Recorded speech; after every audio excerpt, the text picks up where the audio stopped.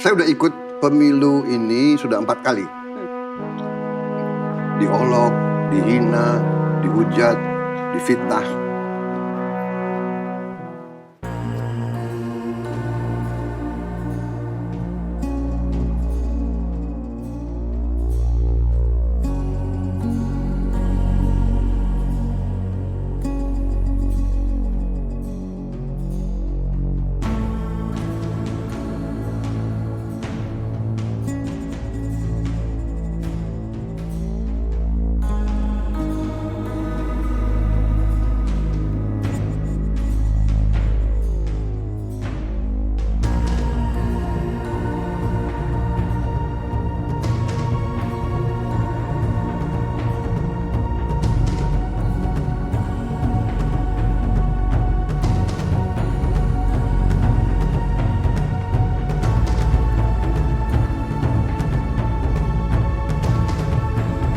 Ini nih Gus, menurut Gus Dur mana yang kira-kira akan dipilih oleh rakyat dan diterima oleh rakyat Indonesia?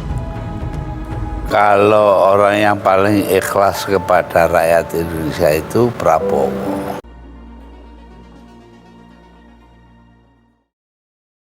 Oke semuanya, selamat bergabung di channel Kerah Biru Televisi.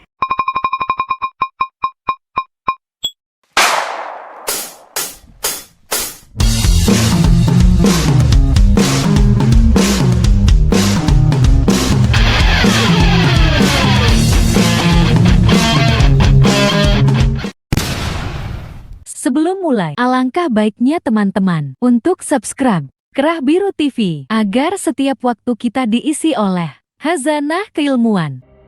Siapa yang tidak kenal dengan sosok yang satu ini? Sosok yang saat ini sedang hangat dibahas karena kedekatannya dengan Presiden Joko Widodo. Saya dibesarkan sebagai pendekar, ksatria, pejuang, ingin berbakti kepada negara dan bangsa. Siapa lagi kalau bukan Prabowo Subianto? Dengan nama lengkap Letnan Jenderal TNI Purnawirawan Haji Prabowo Subianto Djoyo Hadikusumo, atau lebih kita kenal dengan nama Prabowo. Lahir pada tahun 1951, kelahiran di kota Jakarta. Tidak banyak orang yang tahu tentang latar belakang keluarganya. Namun, yang paling banyak dikenal tentangnya adalah bagaimana kedekatannya dengan Presiden Soeharto di kala itu. Ya, dia merupakan seorang menantu dari sosok diktator yang pernah menjabat sebagai presiden di Indonesia.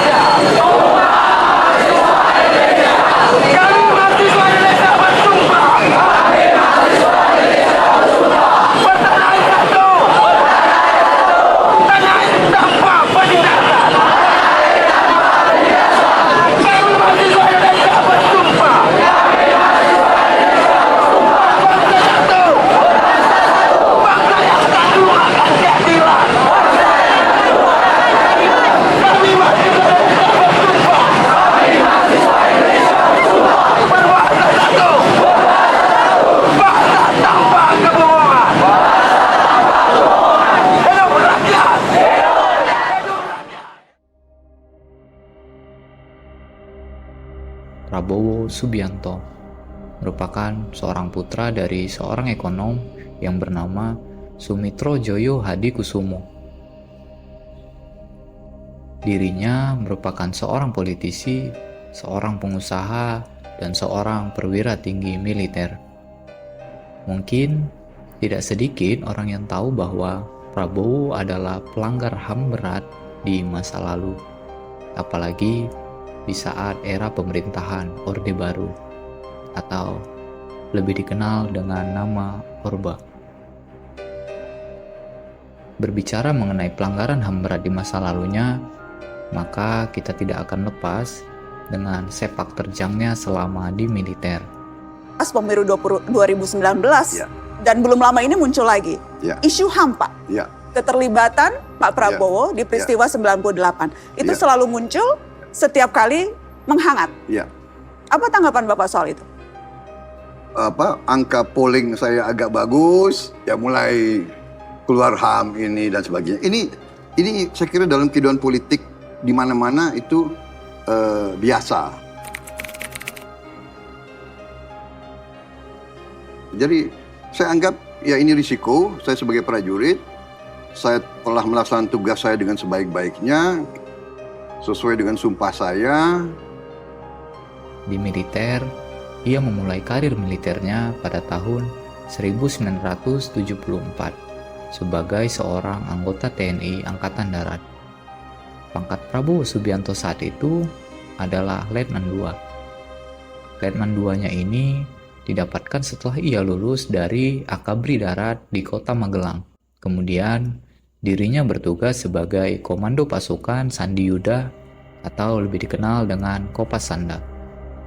Pada tahun 1976 sampai tahun 1985. Pada tahun 1985, mantan menantu Presiden Soeharto ini menjabat sebagai Wakil Komandan Batalion Infanteri Lintas Udara Kostrad di Provinsi Jawa Barat. 2 tahun kemudian, pada tahun 1987 sampai tahun 1991, Prabowo Subianto naik pangkat menjadi Komandan Batalion Infanteri Linut 328 Kostrad. Pada tahun 1991 sampai dengan 1993, Prabowo naik jabatan sebagai Kepala Staf Brigade Linut 17 Kujang 1 Kostrad. Pada tahun 1993, Prabowo kembali lagi ke Kopassus dan menjadi Komandan Grup 3 sampai dengan tahun 1994. Pada tahun 1995, Prabowo Subianto menjabat sebagai komandan di Komando Pasukan Khusus. Saat itu dirinya berpangkat sebagai Mayor Jenderal.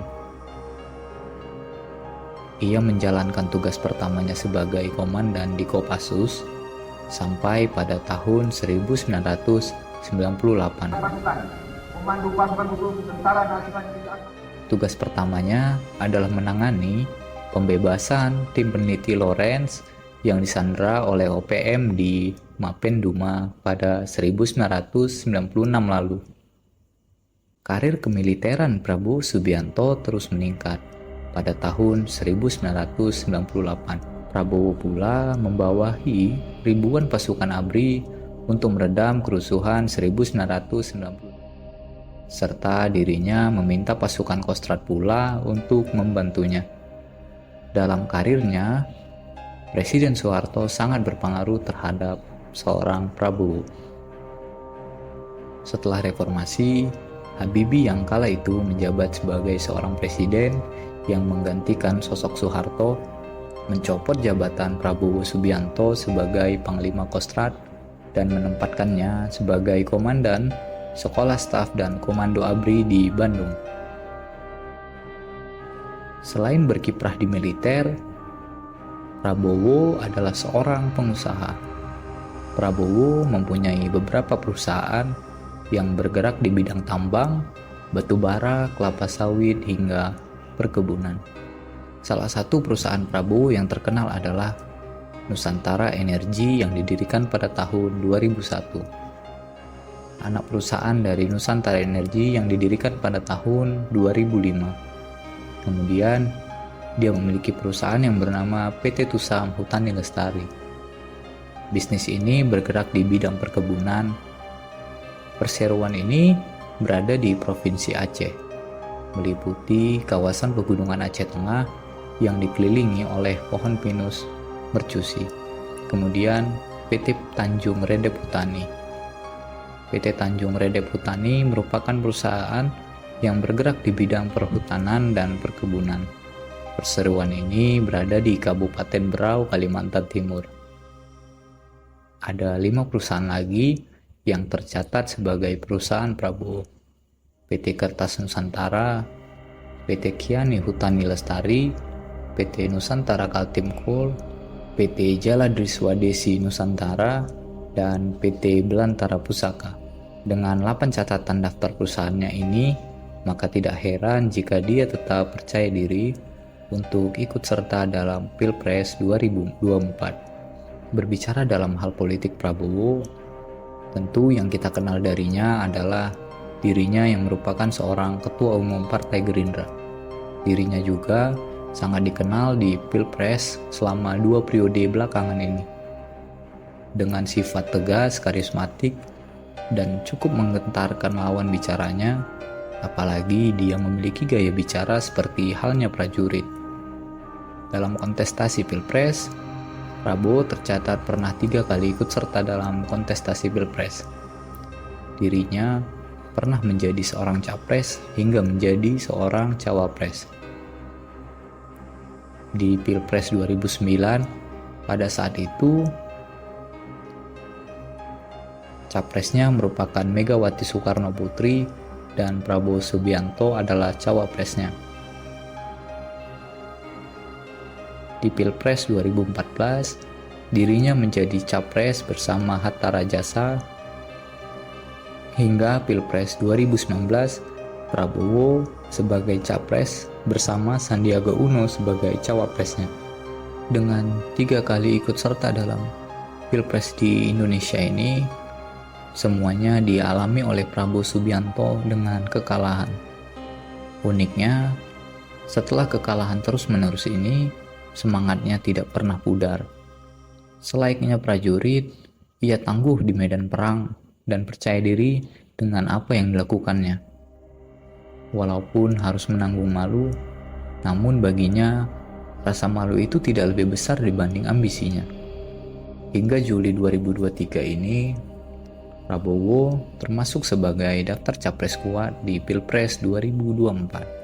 Namun, apa dengan 3 kali kekalahannya kemarin itu, hal itu cukup menjadi pengalaman baginya agar mendapatkan kemenangan di Pilpres 2024. Atau justru sebaliknya. Jika kita berbicara mengenai kemenangan dalam pemilu, maka kita akan berbicara mengenai hasil suara. Mungkin dalam hal elektabilitas, dirinya ada di posisi kedua setelah Ganjar dan sebelum Anies. Namun, apa hal itu berpengaruh terhadap hasil suara di Pilpres 2024? Jika kita lihat melalui mapping partai di momentum sebelum Pilpres saat ini, ada 4 partai yang mengusung Prabowo, yakni PAN, Gerindra, PKB, dan Golkar. 4 partai ini merupakan partai yang berbeda koalisinya di pemilu 2019 dengan Prabowo. Yang saat itu, partai pengusungnya adalah Gerindra, PKS, dan Partai Demokrat. Berbicara mengenai pemilu 2019, yang dimana dirinya mendaftar sebagai capres dengan didampingi oleh Sandiaga Uno.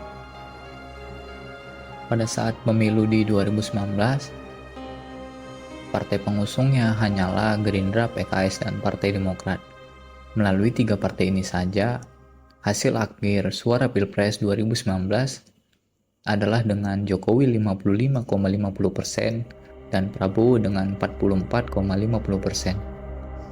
Dan jika berkaca dengan partai koalisi untuk 2024 Prabowo ini, apa bisa Prabowo mengejar suara yang sama atau bahkan mendekati dengan hasil Pilpres Prabowo di 2019? Tentu sulit.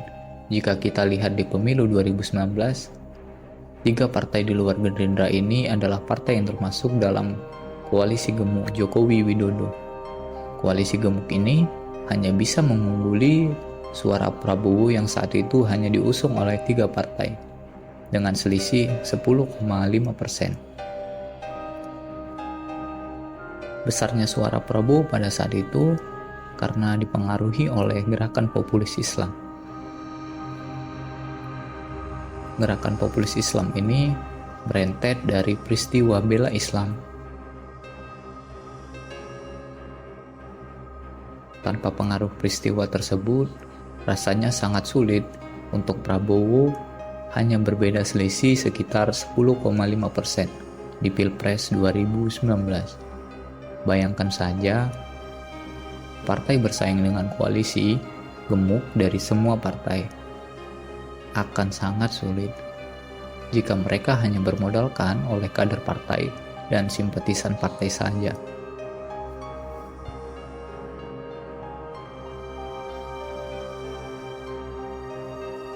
Karena pada saat itu, melalui politik identitaslah dan melalui gerakan populis Islamlah mereka selamat dengan selisih suara 10,5%. Namun, apa kondisi yang sama tetap akan terjadi saat ini terhadap Prabowo? Atau justru kondisinya akan bertolak belakang dengan saat ini? Kita lihat kondisinya, di mana gerakan populis tersebut menaruh perhatian serius terhadap Anies Baswedan dan bukan terhadap Prabowo Subianto.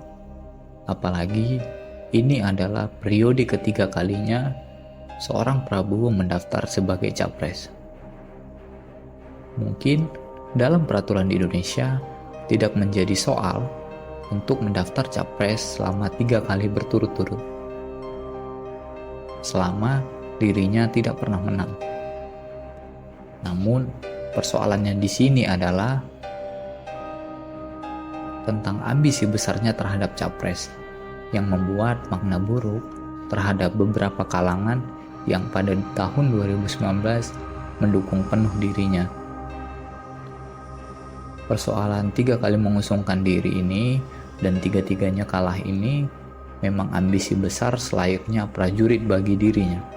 Namun dalam hal kepresidenan yang nantinya akan menanggung jawabi masyarakat di satu negara ini bukan berbicara mengenai sifat-sifat militer seperti halnya prajurit saja, seperti halnya di medan tempur.